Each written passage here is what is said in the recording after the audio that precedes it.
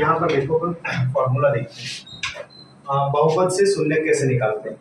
जैसे बहुपद का फॉर्मेट क्या होता है, जैसे मैंने अभी बताया था कुछ, जैसे ax प्लस बी, ये क्या है, बहुपद है।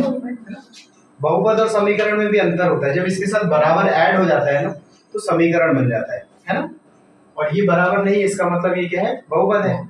तो इसका शून्य निकालना है इस बहुपद का, तो हम करते क्या है, इसके बराबर जीरो ले लेते हैं, इसके बराबर जीरो ले लेते हैं।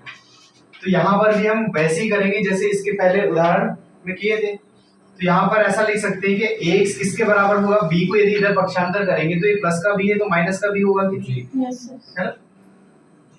अब यहाँ पर a जो है वो बड़ा में है, यदि x का मान निकालते हैं तो माइनस का b अपॉन a हो जाएगा कि नहीं, माइनस का b अपॉन a हो जाएगा। इसका मतलब x का मान क्या है, माइनस b अपॉन a। ये एक फॉर्मूला बन गया। अब यहाँ पर ध्यान दो, यदि ये फॉर्मूला सही है तो काम भी तो करना चाहिए। इसके पहले वाला उदाहरण देखते हैं जो हमने अभी किया था, क्या 2x प्लस 1, उसने बोला था 2x प्लस 1 का बहुपद ज्ञात करना है, यही था ना। Yes sir. 2x प्लस 1 का बहुपद ज्ञात करना है। तो देखो यहाँ पर ये फॉर्मेट है किसका, ये देख लो ax प्लस b का फॉर्मेट है ना। यहाँ पर यदि तुलना करते हैं अपन तो x की जगह x है, a की जगह क्या है यहाँ पर 2, मतलब a का मान कितना है 2 है, b का मान कितना है 1, b का मान 1 है, प्लस का है, ठीक है।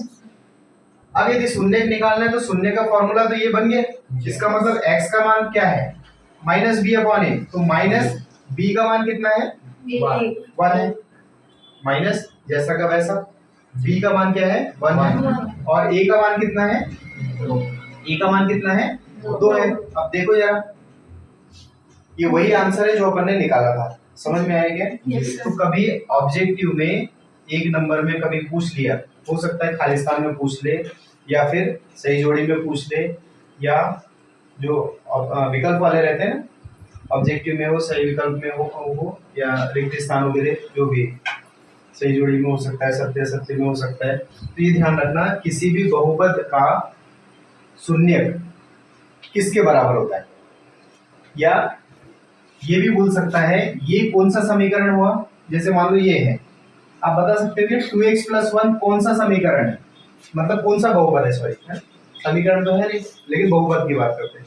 इसमें मैंने 3 बहुपद बताया था, एक रैखिक बहुपद होता है, एक द्विघात बहुपद होता है, और एक त्रिघात बहुपद होता है ना। तो यहाँ पर कौन सा बहुपद है, रैखिक बहुपद है। तो उसने क्वेश्चन में ये लिख दिया कि रैखिक बहुपद का शून्य होता है, खाली स्थान होता है, रैखिक बहुपद का शून्य खाली स्थान होता है। तो क्या लिखोगे, ये लिखोगे ना, माइनस बी अपॉन ए होता है।